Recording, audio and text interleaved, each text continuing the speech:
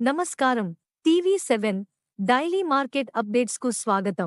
మిర్చి ధరలు ఆశాజనకం. గుంటూరు మిర్చియార్డులో ఎండుమిర్చి ధరలు క్రమంగా పెరుగుతున్నాయి.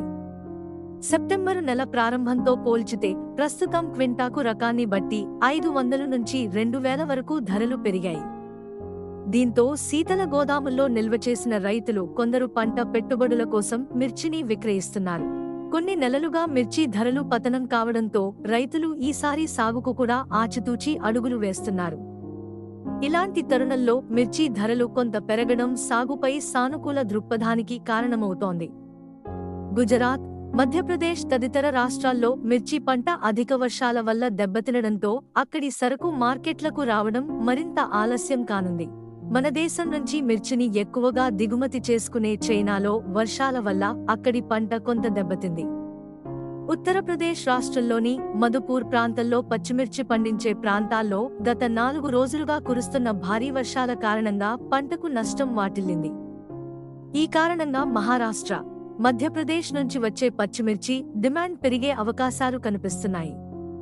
మధ్యప్రదేశ్, మహారాష్ట్ర రైతులకు మునుపెన్నడూ లేని విధంగా పచ్చిమిర్చికి ధరలు లభిస్తుండడంతో రైతులు ఎక్కువగా పచ్చిమిర్చి కోతలకు ఆసక్తి చూపుతున్నారు.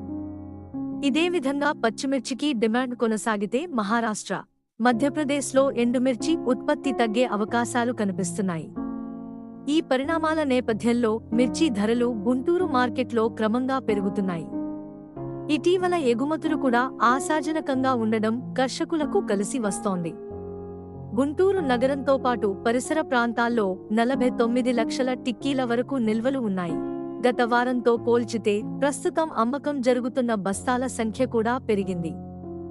సెప్టెంబరు 2న 35,607 బస్తాలు రాగా 32,517 బస్తాలు అమ్మకాలు జరిగాయి. సెప్టెంబరు 18న 49,232 బస్తాలు రాగా 48,649 బస్తాలు అమ్మకాలు జరిగాయి.